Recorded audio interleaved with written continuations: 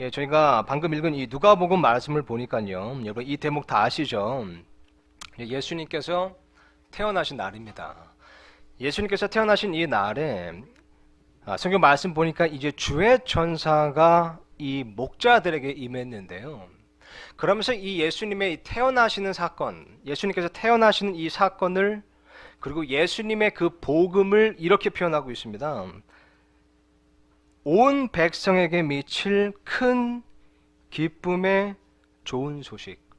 그러니까 예수님께서 이 땅에 사람의 몸, 육신을 입고 오신 그 사건이 큰 기쁨의 좋은 소식이라는 겁니다. 예수 그리스도의 복음이 큰 기쁨의 좋은 소식이라는 겁니다.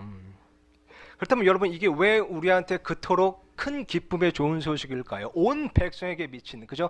남녀노소를 불문하고 어린 아이들에게까지 미치는 모든 사람에게, 온 백성에게 미치는 큰 기쁨의 소식. 왜 그럴까요? 왜 이것이 큰 기쁨의 좋은 소식일까요? 여러분 물론 당연히 잘 알고 계실 테지만요. 이 시간 그 요한복음 1장 14절 말씀을 통해서 이것이 왜 그토록 큰 기쁨의 좋은 소식인지를 이 시간 간단하게나마 좀 나눠보도록 하겠습니다. 오전 시간에 살펴봤듯이요. 이 예수님의 복음, 예수 그리스도의 복음은 참 간단하고 쉬운 복음입니다. 그렇지만 이것이 간단하고 쉽다고 해서 예수님께서 이 복음을 이루시는 것 또한 간단하고 쉬운 것은 아니었습니다.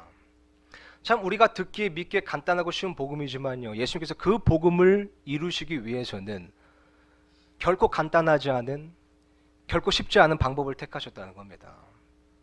이것이 간단하고 쉽다고 해서 결국 값싼 복음이 아닙니다. 예수님께서 그 복음을 위해 대가를 지불하실 때는 엄청나게 큰 대가를 지불하신 겁니다. 엄청난 값을 치르신 거죠. 제가 설교를 준비하면서 오늘 이제 전도 세미나, 복음 집회 이렇게 해서 이 메시지 초점을 복음을 들어보지 못하신 분들에게 좀 맞췄습니다. 그래서 이미 복음을 잘 알고 계시고 또 이렇게 공부하신 분은 신앙에 연륜이 있으신 분들은 메시지가 좀 싱거울 수 있지만요. 그렇지만 우리가 이 복음의 가치를 새삼 상기해 본다는 생각으로 함께 임해 주셨으면 감사하겠습니다. 제가요 요한복음 1장 14절 다시 한번 읽어보겠습니다. 이렇게 쓰여 있어요. 말씀이 육신이 되어 우리 가운데 거하심에 우리가 그분의 영광을 보니 아버지의 독생하신 분의 영광이요 은혜와 진리가 충만하더라. 이 대목에 좀 기억해 주시기 바랍니다. 은혜와 진리가 충만하더라. 이 구절을 가지고요. 왜 이 복음이라는 게 큰 기쁨의 좋은 소식인지를 그 네 가지 이유로 한번 살펴보겠습니다. 은혜와 진리가 충만하더라. 여기 보니까 여러분 예수님께서는 은혜와 진리가 충만하신 분이었습니다. 단지 은혜만 충만하신 분이 아니라요. 그죠?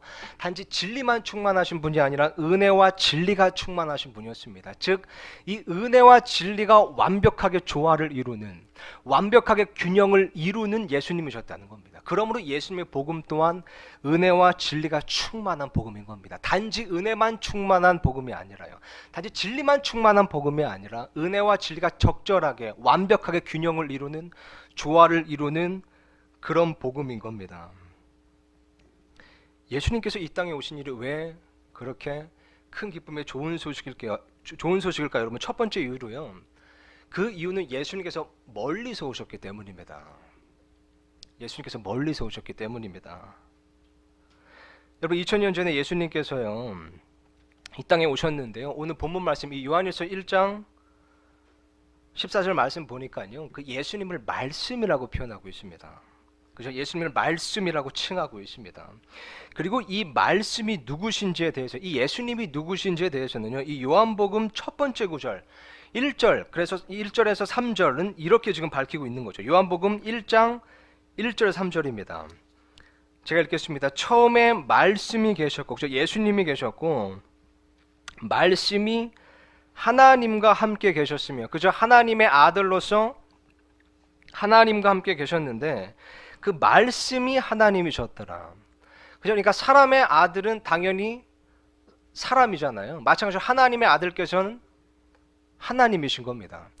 그러니까 하나님의 아들이시면서 아들 하나님이신 예수님께서 처음에 계셨고 그 예수님께서 하나님과 함께 계셨으며 그 예수님이 곧 하나님이신 겁니다. 그 2절 보니까 바로 그분께서 처음에 하나님과 함께 계셨고 모든 것이 그분에 의해 만들어졌으니 만들어진 것 중에 그분 없이 만들어진 것은 하나도 없더라. 그러니까 지금 이 진리의 말씀이 뭐라고 말씀하고 있는 겁니까? 예수님은 창조주라고 말씀하고 있는 겁니다.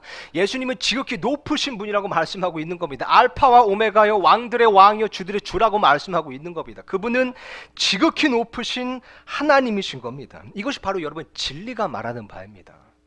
진리는 말하기를 하나님께서 지극히 높으신 분이라고 말하고 높고 높은 곳에 계신 분이라고 말하는 겁니다. 근데 또한 이 진리는 우리에 대해서 말하기를요, 우리가 먼지와 같다고 말합니다. 우리는 한낱 피조물에 불과하다고 말합니다. 우리는 너무 낮고 낮은 존재라고 말씀하고 있는 겁니다. 진리는 우리에 대해서 얘기하길래 우리는 누추하고 천하고 비천한 자들이라고 말씀하고 있는 겁니다. 그런데 여러분, 그 예수님께서요, 그 높은 곳에서 이 낮은 곳까지 오신 겁니다. 저 높고 높은 별을 넘어 이 낮고 낮은 땅 위에 그렇게 예수님께서 멀리 오신 겁니다. 그래서 이것이 그토록 큰 기쁨의 좋은 소식인 겁니다. 여러분, 진리는 말하기를요, 사람들은 부정하다, 사람들이 있는 곳은 불편하다, 사람들이 있는 곳은 너무 멀다, 저것은 누추하고 저것은 더럽고 부정하다라고 말하지만요, 그때 예수님께서 충만한 은혜로 말씀하시길요, 그럼에도 불구하고 내가 저들에게로 가리라. 진리는 말하길 저곳은 불편하고 저곳은 너무나 낮고 누추하고 비천하지만 은혜는 말하길 그럼에도 불구하고 내가 저들에게 가리라 말씀하시는 겁니다. 여러분, 예수님께서는 우리가 대단해서 혹은 우리가 있는 곳이 대단해서 우리에게 오신 것이 아닙니다. 우리가 먼지임에도 불구하고 오신 겁니다. 정말 이 급으로 보나 거리로 보나 너무나 멀리 있음에도 불구하고 그렇게 우리를 찾아오신 겁니다. 높으신 분께서 이 낮은 우리에게 직접 찾아오신 겁니다. 이 얼마나 큰 기쁨의 좋은 소식입니까? 근데 여러분, 이 하나님의 묵상을, 이 하나님의 이 은혜를 묵상하는데요, 참 이것이 어떻게 보면 제 자신의 신앙의 모습과 좀 다르다는 생각이 들었습니다. 좀 찔림이 생겼습니다. 왜냐면 여러분, 예수님께서는 2000년 전에 우리에게 오셨고요, 그리고 시편 8편 말씀처럼 우리를 찾아오시고 계속해서 우리를 만나시려고 하고 또 2000년 전에 우리 그 낮고 낮은 곳으로 이렇게 오셨지만요, 사실 제 삶을 보면, 우리의 삶을 보면 좀처럼 그분을 찾아가지를 않습니다. 우리가 그분께 가까이 나아가지를 않습니다. 왜냐하면 우리가 생각할 때 너무 그곳이 멀다고 생각하기 때문에, 너무 불편하고 생각하기 때문입니다. 예를 들면 우리가 앉아있는 소파에서 성경책에 꽂혀있는 그 책꽂이가 너무 먼 겁니다. 우리가 앉아있는 그 TV가 있는 그 거실 소파에서 정말 기도의 방, 그 골방으로 들어가는 그 거리가 너무나 먼 겁니다. 우리가 무릎을 꿇고 바닥에 앉기는 그 바닥이 너무나 불편한 겁니다. 하나님을 만나기엔 너무 그곳이 불편한 겁니다. 너무 먼 겁니다. 우리는 좀처럼 예수님을 찾아가지 않습니다. 물론 이런 비유적으로 표현한 거지만요, 그렇지 않습니까? 참 우리가 이처럼 하나님께 나아가는 것을 너무 쉽게 포기해버리는 것 같습니다. 하나님께 나아가면서 하나님의 뜻을 행하면서요, 어떤 희생도 어떤 작은 것도 기꺼이 감수하려고 하지 않는다는 겁니다. 그럼에도 불구하고 예수님께서는요, 그 모든 것을 다 감수하시고 모든 불편, 모든 거리, 모든 것을 감수하시고 그렇게 우리에게 찾아오신 겁니다. 왜 예수님께서 이 땅에 오신 것이 큰 기쁨의 좋은 소식입니까? 왜냐하면 그분께서 멀리서 오셨기 때문입니다. 두 번째로요, 그 이유는 예수님께서 우리에게 오셨기 때문입니다. 우리에게 오셨기 때문입니다. 여러분, 오전 시간에 살펴봤지만요, 이 하나님의 진리, 그 말씀의 진리는 이렇게 말합니다. 로마서 3장 23절에요. 모든 사람이 죄를 지어 하나님의 영광에 이르지 못하더니. 그러면서 아까도 읽었지만 로마서 6장 23절에는 죄의 삭은 사망이라고 말씀하고 있습니다. 게다가 그 사망을요, 요한계시록 21장 8절은요 이렇게 말씀하고 있는 겁니다. 그러나 두려워하는 자들과 믿지 않는 자들과 가증한 자들과 살인자들과 음행을 일삼는 자들과 마법사들과 우상숭배자들과 모든 거짓말쟁이들은 불과 유황으로 타는 호수에서 자기 몫을 받으리니 이것은 둘째 사망이라. 곧 하나님의 진리는 말하기를 이 거짓말같이 사소한 죄 하나도 모두 다 지옥으로 떨어져야 된다고 말하고 있는 겁니다. 이것이 바로 진리가 말하는 바인 겁니다. 그러면서 로마서 3장에서는 또 이렇게 말씀하고 있습니다. 10절에서 20절입니다. 이것은 기록된 바 의로운 자는 없나니 단 한 사람도 없으며 깨닫는 자도 없고 하나님을 찾는 자도 없으며 그들이 다 길에서 벗어나 함께 무익하게 되고 선을 행하는 자가 없나니 단 한 사람도 없도다. 그들의 목구멍은 열린 돌무덤이라. 그들이 자기 혀로 속임수를 쓰나니 그들의 입술 밑에는 독사의 독이 있고 그들의 입은 저주와 쓴 것으로 가득하며 그들의 발은 피 흘리는 데 빠름으로 파멸과 고통이 그들의 길에 있어 그들이 화평의 길을 알지 못하였고 그들의 눈앞에는 하나님을 두려워함이 없느니라 함과 같으니라. 이제 우리가 알거니와 율법이 어떤 것들을 말하든지 그것은 율법 아래에 있는 자들에게 말하나니 이것은 모든 입을 막아 온 세상이 하나님 앞에서 유죄가 되게 하려 함이니라. 그러므로 율법의 행위로는 어떤 육체도 그분의 눈앞에서 의롭게 될 수 없나니 율법으로는 죄를 알게 되느니라. 여러분, 이것이 바로 진리입니다. 진리가 말하는 바입니다. 은혜와 진리 중에 진리가 말하는 바입니다. 모두가 다 유죄라는 겁니다. 하나님의 진리는요, 우리 모두를 다 유죄로 만드는 겁니다. 그래서 모든 사람이 죄를 지어서 하나님의 영광에 이르지 못한다고 말씀하는 거죠. 여러분, 하나님의 진리는 말하기를 모든 사람이 다 죄를 지었다. 모든 사람이 죄를 지어서 모든 사람이 하나님의 영광에 이르지 못한다.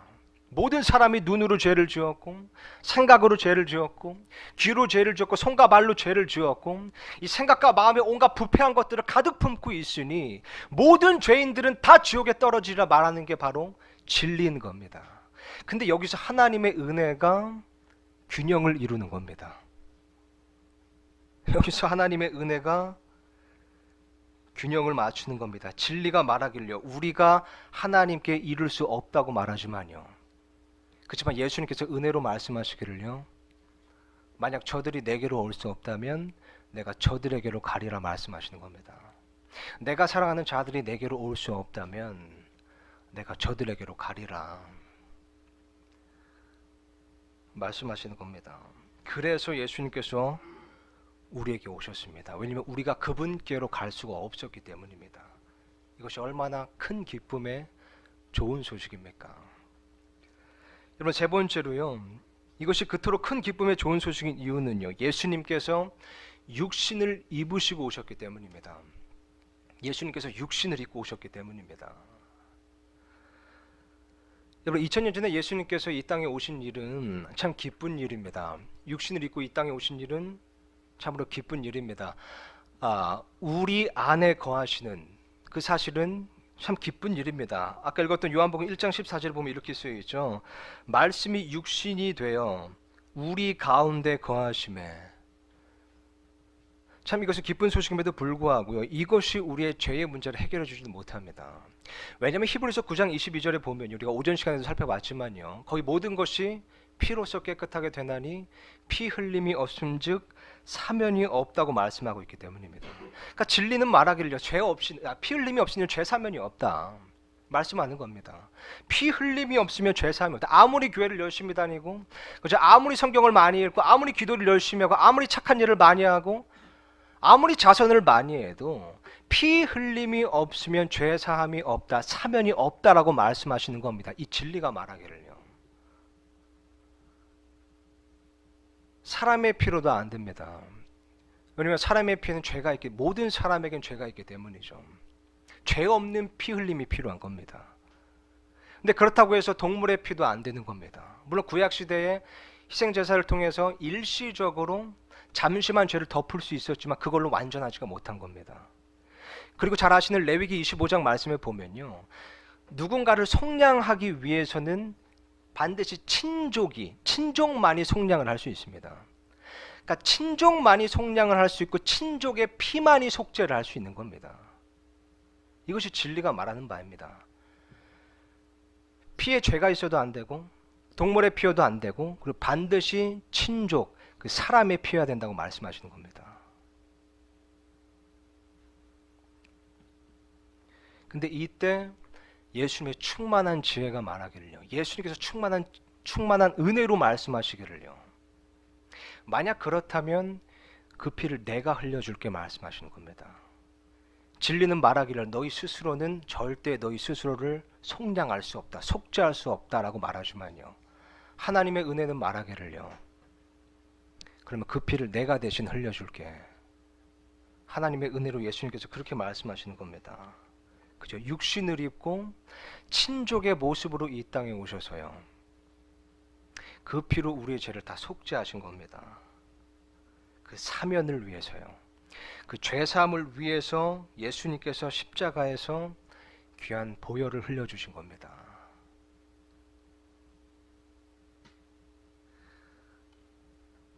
심지어 여러분 이것은 역사적으로도 큰 섭리가 있습니다. 여러분 아시다시피 예수님께서 태어나셨을 그 당시에는요, 이 이스라엘의 사형 제도가 돌로 쳐서 죽이는 거였잖아요. 근데 그렇게 되면 예수님께서 피를 다 흘리시고 우리를 위해서 피를 흘리시고 죽으실 수가 없으셨습니다. 근데 AD 7년에요. 이 랍비들이 사형을 집행할 수 있는 권한을 이제 잃어버리면서요. 성경 표현에 의하자면 이제 유다의 홀이 떠나면서 이제 그 사형 제도가 십자가 처형 방식, 로마 사형 방식이 된 겁니다. 그리고 그 십자가 사형 방식은 그죠? 이 두 손과 두 발에 박힌 못을 통해서 모든 피가 다 흘러나와야 끝나는 사형 방식인 겁니다. 예수님께서 바로 그 사형 방식을 선택하신 겁니다. 예수님께서 조금만 더 일찍 오셨더라고 할지라도요. 그 사형 방식을 받지 못하신 겁니다. 그 피를 다 쏟지 못하신 겁니다. 근데 정확히 그때 그 적절한 시기, 정확한 시간에 오심으로써 그 십자가에 달리사 우리를 위해, 우리를 속죄할 그분의 죄 없는 모든 피를 다 흘려주신 겁니다. 그분께서 육신을 입고 이 땅에 오신 겁니다. 우리 친족의 모습이 되려, 우리 친족이 되시려고요. 사람의 몸으로 오신 겁니다. 그래서 그 피로 우리의 죄를 다 씻어주신 거죠. 이 얼마나 큰 기쁨의 좋은 소식입니까? 이번 레위기에 보면요, 이런 말씀이 있습니다. 레위기 17장 11절에요. 이는 육체의 생명이 피에 있기 때문이니라. 내가 피를 너희에게 주어 제단 위에 뿌려 너희 혼을 위해 속죄하게 하였나니 피가 혼을 위해 속죄하느니라. 육체의 생명이 피에 있다고 얘기합니다. 그러므로 여러분, 그분께서 우리에게 피를 흘려주셨다는 것은요, 그분께서 우리에게 생명을 주셨다는 겁니다. 여기서 저는 개인적으로 찔림을 받았습니다. 왜냐하면 예수님께서 우리에게 주시기 위해서 오셨기 때문입니다. 생명을 주시기 위해 오셨기 때문입니다. 그죠? 피를 흘려 주시기 위해 오셨기 때문입니다. 그런데 때때로 저의 모습을 보면요, 하나님께 나아가면서 그저 받기만 하려고 나아가는 모습이 있기 때문입니다. 받기만 하려고 나아가는 거예요. 물론 하나님께 뭔가를 받는 게 잘못된 것은 결코 아닙니다. 그렇지만 우리는 하나님께 무엇을 드리고 있습니까? 그분께서 우리를 위해 우리에게 모든 것을 주셨습니다. 그분의 생명을 주셨습니다. 그분의 죄 없는 보혈을 주셨습니다. 그 피를 흘려 주셨습니다. 저와 여러분은 예수님을 위해 무엇을 드리고 있습니까? 여러분, 또한 이 예수님께서 육신을 입고 이 땅에 오신 것이 참 이 기쁜 소식이면서요, 이 은혜와 진리가 정말 충만한, 균형 있게 충만한 그런 이 소식인 이유는요, 예수님께서 이 땅에 육신을 입고 오심으로써 우리를 위한 속죄물이 되셨기 때문입니다. 우리를 위한 속죄물이 되셨기 때문입니다. 하나님의 어린 양으로서요, 속죄물이 되신 겁니다. 근데 여러분, 세상 죄를 제거하는 그 속죄물이 되기 위해서는요, 먼저 세상의 모든 죄가 다 그 속죄물의 전가가 되어야 됩니다. 그죠? 그래서 이 구약 시대의 이 제사장들이요, 희생 제사를 드릴 때요, 그 희생물을 가져다가 먼저 그 죄 지은 사람의 죄를 다 정가시키는 그런 의식을 했잖아요. 그 안수를 했었습니다. 그죠? 그것이 레위기 1장 4절에 나오는데요. 이렇게 쓰여 있습니다. 그는 번제 헌물의 머리에 안수할지니 그리하면 내가 그를 위하여 그것을 받고 그를 위하여 속죄하리라. 그죠? 그러니까 이 속죄물이 되려면요, 이 어떤 죄 지은 사람의 죄가 이 짐승에게 전가가 돼야 되는 겁니다. 근데 예수께서 육신을 입고 이 땅에 오사 우리를 위한 속죄물이 되셨다는 겁니다. 이 세상 죄를 위한 속죄하는 속죄물이 되셨다는 겁니다. 그 의미는 무엇이냐면요, 세상의 모든 죄가, 우리의 죄를 포함해서 세상의 모든 죄가 다 그분의 몸에 전가됐다는 겁니다. 우리 모든 죄가 그분의 몸에 쏟아 부어졌다는 겁니다. 이게 참으로 놀라운 은혜인 겁니다. 그리고 진리는 말하길요, 그 죄는 반드시 징벌을 받아야 된다고 말합니다. 죄인은 반드시 처벌을 받아야 되고, 죄는 반드시 형벌을 받아야 된다고 말하는 겁니다. 죄인은 반드시 채찍에 맞아야 되고, 죄인은 반드시 징계를 받아야 된다고 말씀하고 있는 겁니다. 근데 여기서 하나님의 은혜가 또 균형을 이루는 겁니다. 예수님께서 충만한 은혜로 말씀하시길요, 그렇다면 그 징벌을 내가 대신 받아줄게. 내가 너의 죄를 다 내가 대신 뒤집어 쓰고 그 징벌을 내가 대신 받아줄게 라고 은혜를 베푸신 겁니다. 사랑을 베푸신 겁니다. 그래서 예수님께서 가시관을 쓰셨습니다. 왜냐하면 우리의 모든 죄가, 우리가 생각으로 지은 죄, 눈으로 지은 죄, 입으로 지은 죄, 귀로 지은 죄, 이것이 그분의 머리에, 얼굴에 쏟아 부어졌기 때문입니다. 하나님께서 세상의 모든 죄를 다 그분의 몸에 쏟아 부으신 겁니다. 그래서 가시관을 쓰셨습니다. 그럴 때 그 손가락만한 가시가 그분의 머리 피부를 뚫고 들어가서요, 심지어 두개골까지 찔렀습니다. 그때 그 가시 끝에 있던 그 독이 그 예수님의 머리에 있는 혈관에 독을 퍼뜨려서 예수님의 얼굴이 어떻게 됐습니까? 심각하게 흉측하게 부풀어 오른 겁니다. 그런데 사람들은 그 부풀어 오는 얼굴을 손바닥으로 내리쳤습니다. 갈대로 부풀어 온 머리를 내리쳤습니다. 유대인들의 왕이여 만세 이러면서 조롱하면서 뺨을 때리고 갈대로 예수님의 부풀어 온 머리를 친 겁니다. 그날 인류 역사상 처음으로 사람이 하나님의 얼굴에 침을 뱉었습니다. 왜 그렇습니까? 왜냐하면 죄가 예수님의 얼굴에 쏟아 부어졌기 때문입니다. 진리는 말하길 죄는 반드시 징벌을 받아야 된다. 반드시 처벌을 받아야 된다. 징계를 받아야 된다. 그렇지만 예수님께서 은혜로 말씀하시길래 그 징벌을 내가 대신 받아줄게. 너가 생각으로 지은 죄, 너의 죄 내가 뒤집어 쓰고 내가 대신 받아줄게.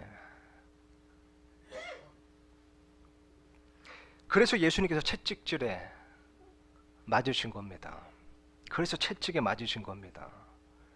여러분 아시다시피 그 로마 병정들이 그때 당시 썼던 채찍에는요, 그 끝에 뼈 조각들과 쇠구슬이 달려 있었습니다. 왜냐면 그렇게 해야 이 살가죽뿐만 아니라 그 골격 근육까지도 갈기갈기 찢을 수 있기 때문입니다. 그래서 그때 당시 어떤 사람들은 채찍에 맞고 그냥 죽는 사람들도 있었습니다. 어떤 사람들 척추뼈가 드러나기도 했습니다. 창자가 흘러나오기도 했습니다. 근데 예수님께서 그 채찍을 감당하신 겁니다. 왜냐면 그분의 몸에 우리의 죄가 쏟아부어졌기 때문이죠. 하나님께서 우리의 죄를 그분의 몸에 전가시키셨기 때문입니다. 그래서 그분께서 채찍에 맞으신 겁니다. 사람들이 예수님 십자가에 못 박았습니다. 그리고 예수님께서는 그 십자가에서 숨을 헐떡이셨습니다. 왜냐하면 십자가에 달릴 때 어깨가 탈골되면서 이 횡격막이 눌리기 때문이죠. 그래서 호흡을 한번 제대로 하려면, 숨을 한번 내쉬려면 이 굽혀졌던 이 무릎을 들어 올려서 한번 내셔야 되는데, 문제는 이 발에도 못이 박혀 있잖아요. 그러니까 한 번, 두 번 이 숨을 쉴 때마다, 숨을 내쉴 때마다, 호흡을 하실 때마다 얼마나 그 고통이 끔찍했겠습니까? 근데 그렇게 6시간 동안을 달려 계신 겁니다. 창에 찔리셨습니다. 가시관을 쓰셨습니다. 두 손과 두 발에 못이 박히셨습니다. 채찍에 맞으셨습니다. 왜냐면 진리는 말하기를요, 죄인은 반드시 체벌을 받아야 되고 죄는 반드시 징벌을 받아야 되고 죄는 반드시 징계를 받아야 된다고 말씀하고 있기 때문입니다. 근데 예수님께서 하나님의 은혜로 말씀하시기를요, 그 징벌 내가 대신 받아줄게. 진리와 은혜가 완벽하게 조화를 이루는 겁니다. 진리와 은혜가 충만한 복음인 겁니다. 이 얼마나 큰 기쁨의 좋은 소식입니까? 그래서 로마서 5장 8절 이렇게 쓰여 있는 거죠. 우리가 아직 죄인이었을 때에 그리스도께서 우리를 위해 죽으심으로 하나님께서 우리를 향한 자신의 사랑을 당당히 제시하시느니라. 여러분, 말라기 말씀처럼요, 우리는 때때로 하나님께 질문을 합니다. 당신께서 어떤 점에서 우리를 사랑하셨나이까? 당신께서 우리를 사랑하신다고 말씀하시면서 어떤 점에서 우리를 사랑하셨나이까? 말라기에 나오는 말씀처럼 우리가 때때로 질문할 때가 있습니다. 그래서 어쩌면 예수님께서 그 십자가 고통을 당하시면서요, 우리에게 그렇게 사랑을 당당히 증명해 보이시려고 한 겁니다. 가시관을 쓰시면서 말씀하시길, 내가 너희를 이처럼 사랑한다. 채찍에 맞으시면서 말씀하시길, 내가 너희를 이처럼 사랑한다. 십자가 달려 숨을 헐떡이시면서 말씀하시길, 내가 너희를 이처럼 사랑한다. 당당히 제시하신 겁니다. 당당히 증명하신 겁니다. 이사야서에 보면요, 예수님의 이런 십자가의 고통을 이렇게 예언했습니다. 이사야서 53장 3절에서 8절을 제가 읽겠습니다. 그는 사람들에게 멸시를 당하고 거부되었으며 슬픔의 사람이여 고통을 잘하는 자라. 우리는 그를 피하려는 것 같이 우리의 얼굴을 감추었으며 그는 멸시를 당하였고 우리는 그를 귀히 여기지 아니하였도다.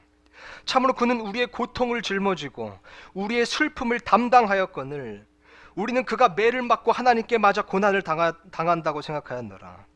그러나 그는 우리의 범법들로 인해 부상을 당하고 우리의 불법들로 인해 상하였노라. 그가 징벌을 받음으로 우리가 화평을 누리고 그가 채찍에 맞음으로 우리가 고침을 받았도다. 우리는 다 양 같아서 길을 잃고 각각 자기 길로 갔거늘 주께서는 우리 모두의 불법을 그에게 담당시키셨도다. 그는 학대를 당하고 고난을 당하였어도 자기 입을 열지 아니하였으며 도살장으로 향하는 어린 양같이 끌려가며 털 깎는 자 앞에서 잠잠한 양같이 자기 입을 열지 아니하는도다. 그는 감옥에도 가지 못하고 공정한 재판도 받지 못하였으니 누가 그의 세대를 밝히 드러내리요. 그는 산자들의 땅에서 끊어졌으며 내 백성의 범법으로 인하여 매를 맞았도다. 여러분, 예수님께서 육신을 입고 이 땅에 오신 이 사건은요, 그리고 이 복음은요, 참으로 큰 기쁨의 좋은 소식입니다. 여러분, 그분께서 우리의 죄를, 우리의 모든 불법을 다 담당하셨기 때문입니다. 하나님께서 그분의 몸에 우리의 죄를 다 전가시키신 겁니다. 그래서 그분께서 우리를 대신해 그 수치와 모욕과 고통을 당하시면서 그렇게 징벌을 받으신 겁니다. 이 얼마나 큰 기쁨의 좋은 소식인 겁니까? 그저 멀리서 오셔서요, 우리에게 오신 겁니다. 그리고 육신의 몸을 입고 오셔서, 그죠? 육신을 입고 오셔서 우리를 대신해 징벌을 받으신 겁니다. 우리를 위해 그 귀한 보혈, 죄 없는 피를 흘려주신 겁니다. 우리를 속량하시고 친족으로서 속죄하시기 위함인 거죠. 그런데 한편으로는 이 은혜가 충만한, 이 진리와 은혜가 충만한 복음을 묵상할 때요, 때때로 마음이 좀 숙연해지기도 합니다. 왜냐면 나는 그분을 위해 그렇게 잘 희생하려고 하지 않기 때문입니다. 그분께 내 시간을 드리는 것이 그렇게 고통스러운 겁니다. 그분께 나의 무언가를 드리려고 할 때 그렇게 숨이 턱턱 막히는 겁니다. 그분께 가까이 나아가려고 할 때, 그분을 위해 뭔가 하려고 할 때 뭔가 뼈가 어그러지는 그 고통이 있는 겁니다. 그럼에도 불구하고 그분께서는 우리를 위해 가시관을 쓰셨습니다. 채찍에 맞으셨습니다. 십자가에 달리셨습니다. 그분은 우리를 위해 희생하셨습니다. 그렇다면 우리는 그분을 위해 무엇을 희생하고 있습니까? 우리는 그분을 위해 무엇을 하고 있습니까?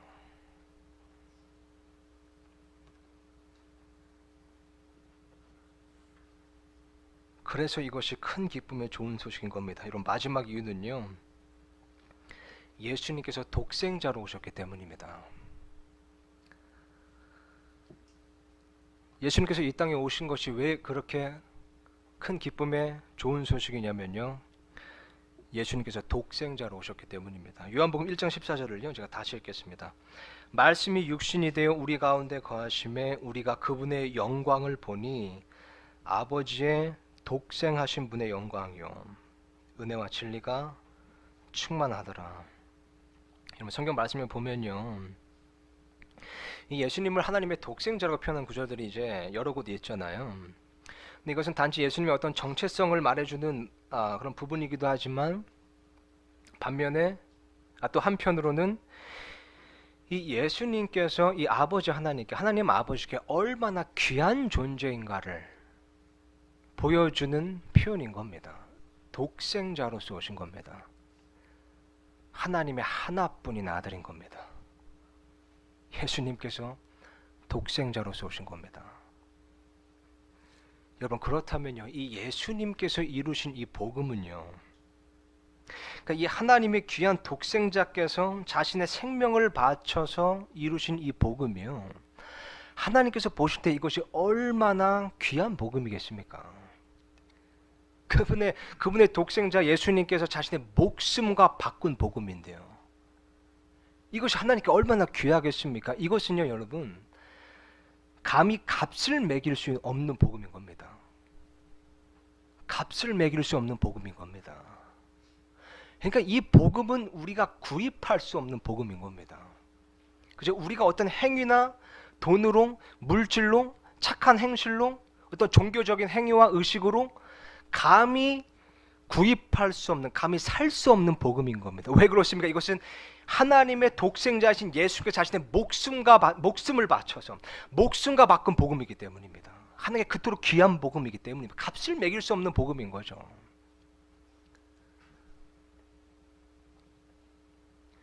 여러분 그래서 하나님께서 이 구원의 복음을요 우리에게 그저 값없이 선물로 주시는 겁니다. 값을 매길 수 없기 때문에요. 여러분 옛날에 데이빗 모스라는 인도의 한 선교사가 이런 얘기를 들려줬습니다. 인도에 그 람바우라는 사람이 있었는데요. 이 사람은 이제 바다에 다이빙해서 들어가서 잠수를 해서 진주를 캐는 그런 일을 하는 사람이었습니다. 근데 그에게 이제 외동 아들이 있었는데요. 그 아들도 굉장히 폐활량이 뛰어나고 또 잠수를 누구보다도 깊이 잘해서 자 어떻게 보면 이제 그 업계에서 유망주였던 거죠. 그래서 이 아버지가 이 아들에게 품은 그 기대가 대단했습니다. 나처럼 정말 훌륭한 그 진주를 캐는 그런 사람이 될 수 있겠구나라고 생각했습니다. 근데 어느 날 이 좀 파도가 거셀 때요. 이 아들이 이 진주를 캐러 바다에 들어갔는데요. 정말 너무나 아름답고 이전에는 보지 못한 정말 아름답고 귀한 진주가 보이는 거예요. 그래서 이 아들이 한 번도 들어가 보지 못한 그 깊은 곳으로 이제 잠수해서 들어갔습니다. 근데 그것이 자기가 생각했던 것보다 좀 더 깊었던 겁니다. 그래서 결국 산소가 부족해서 이 수압 때문에 목숨을 잃었습니다. 그리고 물 위로 떠올랐는데요. 이 람바라는 사람이 이제 그 아들의 사체가 이제 물 위에 떠 있는 걸 보고 그를 이제 건져낸 겁니다. 펑펑 울면서 아들을 위해서 애곡하는데 아들의 손에 보니까 주먹만한 그 흑진주가 정말 그동안 한 번도 보지 못한 그 귀한 진귀한 그 진주가 이렇게 손에 놓여 있었대요. 그들이 이 람바라는 사람은 그 진주를 굉장히 귀하게 집에 간직하고 있었던 겁니다. 그 진주를 보면서 아들을 회상했겠죠. 왜냐하면 아들의 목숨과 바꾼 진주니까요. 그리고 이제 세월이 지나서 이 람바라는 사람이 이제 늙게 되었습니다. 그때 이제 인도 선교사 그 데이빗 모스라는 사람이 이제 인도에 들어오게 됐는데요. 이 람바라는 사람이 그 선교사 옆에 살았다고 합니다. 그래서 이 선교사가 이 람바라는 사람을 전도하려고 계속해서 이제 복음을 이제 반복해서 전해봤다고요. 예수님께서 당신을 사랑하셔서요. 예수님께서 당신을 위해서 십자가에 달려 돌아가시고 피 흘리셔서 당신 모든 죄를 이미 다 해결하셨습니다. 그리고 3일 만에 부활하셨는데 이 복음을 믿기만 하면 됩니다. 어떤 행위도 필요 없습니다. 이것을 위해 어떤 고행을 할 필요도 없습니다. 어떤 종교적인 의식도 필요 없습니다. 그저 믿기만 하면 하나님의 선물을 받을 수 있습니다. 라고 반복해서 얘기해 줬지만 이 람바는 것을 믿지 않았습니다. 아니요, 그런 종교가 어디 있습니까? 이렇게 값진 구원이라는 것, 천국이라는 것, 좋은 곳에 가기 위해서는 우리가 고행을 해야죠. 우리가 뭔가를 바쳐야 되죠. 우리가 뭔가를 헌신하고 희생해야 되죠. 라면서 그 복음을 받아들이지 않았다는 겁니다. 근데 결국 또 세월이 흘러서요, 이 람바가 어느 날 이 선교사에게 찾아왔습니다. 그러면서 말하기를요, 내가 이제 죽을 때가 다 됐는데 내가 죽기 전에 겐지스 강에 가서 한번 목욕을 하려고 합니다. 그리고 그 겐지스 강으로 가는 길에 내가 고행을 하면서 절을 하면서 갈 겁니다. 그래야 내가 뭔가 좀 더 덕을 쌓을 수 있고, 그리고 겐지스 강에 내가 목욕을 함으로써 내 죄를 씻을 수 있기 때문이죠. 이렇게 말하면서 그 람바가 이 선교사에게요, 선물을 하나 줬습니다. 이 주먹만한 흑진주를 주면서 말하기를, 이건 내 아들의 목숨과 바꾼, 내 아들이 목숨을 바쳐서 캐낸 진주입니다. 이걸 선교사님께 내가 선물로 드리겠습니다. 그래서 선교사가 이렇게 얘기합니다. 내가 딱 보니까 이게 한 수만 불은 될 것 같은데 제가 지금 지갑에 그 정도 돈은 없고요. 제가 3,000불에 걸고 사겠습니다. 그러면.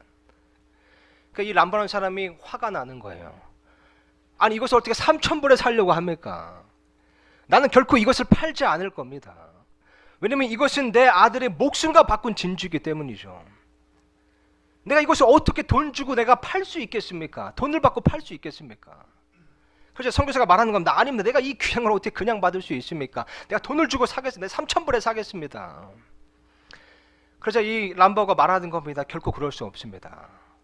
이 귀한 것은 값을 매길 수 없습니다. 그러자 이 선교사가 얘기하기를요, 그것이 바로 하나님께서 당신에게 이 구원이라는 것을, 이 복음이라는 것을 선물로 주시고자 하는 이유입니다. 왜냐하면 예수님께서, 그 하나님의 아들이신 그 독생자신 예수님께서 목숨을 바쳐서 목숨과 바꾼 복음이기 때문이죠. 그래서 이 람바라는 사람이 이제 구원을 받았다는 그런 실제 이야기가 있습니다. 여러분, 예수님께서요, 육신을 입고 그 멀리서 우리에게 오셨습니다. 그 십자가에 달려 돌아가셔서 정말 위대한 복음을 이루셨는데요, 그 값진 복음을 우리에게 선물로 주시려고 하는 겁니다. 왜냐하면 그 선물엔 값을 매길 수 없기 때문이죠. 예수님이 목숨과 바꾼 복음이기 때문입니다. 오직 믿음으로 받을 수 있는 선물인 겁니다. 그래서 오전 시간에 읽었지만요, 에베소서 2장 8절 9절을 제가 다시 읽겠습니다. 너희가 믿음을 통해 은혜로 구원을 받았나니 그것은 너희 자신에게서 난 것이 아니요 하나님의 선물이니라. 행위에서 난 것이 아니니 이것은 아무도 자랑하지 못하게 하려 함이라. 아무도 자랑하지 못하게 하려 하신 겁니다. 감히요. 내 아들이 이룬 복음을, 내 아들이 이룬 내 독생자 아들이 이룬 그 귀한 구원을 결코 다른 사람이 자신의 행위로 자랑하지 못하게 하려 하신 겁니다. 은혜와 진리가 충만한 복음인 겁니다. 그리고 여기에서도 또한 이 은혜와 진리가요, 완벽한 균형을 이룹니다. 여러분, 하나님의 은혜는요, 그렇잖아요. 하나님의 은혜는 사실 모든 사람에게 이 값진 복음을 그냥 선물로 주고 하십니다. 모든 사람들에게요. 그죠? 그런데 여기서 이번엔 진리가 균형을 맞추는 겁니다. 선물은 선물인데 누구나 받을 수 있는 것은 아니고 믿는 사람이 받을 수 있다고 말씀하시는 겁니다. 이것이 진리가 말하는 바입니다. 진리는 말하기를요, 의인은 믿음으로 살리라. 아브라함이 주를 믿음에 주께서 그것을 그에게 의로 여기셨도다. 믿음이 없이는 하나님을 기쁘게 하지 못하느니라. 진리는 믿음을 요구하는 겁니다. 하나님의 은혜는 말하기를, 하나님의 은혜는 말씀하시기를, 하나님께서는 아무도 멸망치 않고 회개에 이르기를 원하십니다. 원하느니라 말씀하시지만요, 그러나 진리는 말하기를 너희가 믿음을 통해 은혜로 구원을 받는다고 말씀하는 겁니다. 믿음을 통해 은혜로요. 여러분, 예수님께서 독생자로서 모든 구원을 이뤄주셨지만요, 우리는 그것을 받기 위해 믿어야 합니다. 왜냐하면 믿는 것이 독생자 예수님의 공로를 인정하고 시인하는 것이기 때문이죠. 요한일서 4장 9절에서 10절 말씀 이렇게 쓰여 있습니다. 하나님께서 자신의 독생자를 세상에 보내사 우리가 그분을 통해 살게 하셨은즉 이것 안에서 하나님의 사랑이 우리를 향해 나타났느니라. 우리가 하나님을 사랑하지 아니하였으나 그분께서 우리를 사랑하시고 자신의 아들을 보내사 우리의 죄들로 인한 화해 헌물로 삼으셨나니 여기에 사랑이 있느니라. 요한복음 3장 16절입니다. 하나님께서 세상을 이처럼 사랑하사 자신의 독생자를 주셨으니 이것은 누구든지 그를 믿는 자는 멸망하지 않고 영존하는 생명을 얻게 하려 하심이라. 여러분, 이것이 바로 큰 기쁨의 좋은 소식입니다. 여러분, 예수님께서요 멀리서 오셨습니다. 우리가 있는 곳이 불편하고 부정하고 참으로 누추하고 낮은 곳임에도 불구하고 그분께서 멀리서 오신 겁니다. 그 모든 것을 감수하고 오신 겁니다. 모든 불편함을 감수하고 오신 겁니다. 여러분, 저와 여러분은요 하나님께 나아가기 위해 무엇을 감수하고 있습니까? 여러분, 예수님께서 우리에게 오셨습니다. 왜냐하면 우리가 그분에게 갈 수 없었기 때문입니다. 그리고 그분께서 육신을 입고 이 땅에 오셨습니다. 왜냐하면 친족으로서 우리를 위해 그 죄 없는 피를 흘려주시기 위함이었던 겁니다. 우리의 죄를 씻으시기 위해서요. 그분께서 우리에게 생명을 주셨습니다. 우리를 위해 생명을 버리셨습니다. 저와 여러분 그분을 위해 무엇을 버리고 있습니까? 저와 여러분 그분을 위해 무엇을 하고 있습니까? 무엇을 그분께 드리고 있습니까? 또한 예수님께서 십자가에 달리셔서 고통을 당하셨습니다. 육신을 입고 오셔서 우리의 모든 죄를 다 덮어 쓰신 겁니다. 그리고 우리를 대신에 징벌을 받으셨습니다. 가시관을 쓰시고 채찍에 맞으시고 두 손과 두 발에 못이 박히셨습니다. 저와 여러분 그분을 위해 무엇을 하고 있습니까? 무엇을 희생하고 있습니까? 한번 곰곰이 생각해 봐야 될 부분입니다. 이 복음이라는 것이요, 물론 구원받지 못한 사람들을 위한 것이지만요, 1차적으로는요. 그렇지만 우리가 우리의 삶 가운데 이 복음의 가치, 정말 쉽고 간단한 복음이지만 예수님께서 이 복음을 이루시기 위해 결코 쉽고 간단한 방법으로 이 복음을 이루시지 않았다는 이 사실을 우리가 기억한다면요, 우리의 삶은, 우리의 마음은 조금 변할 수 있을 겁니다. 우리가 그분의 사랑을 좀 더 깨달을 수 있을 겁니다. 그분께서 우리를 먼저 사랑하신 그 사랑을 감사하며 우리 또한 그분을 사랑할 수 있을 겁니다. 그러면 우리는 언제든지요, 날마다 매일같이 이 복음을 묵상하고 상기하고 또 기억해야 되는 것입니다.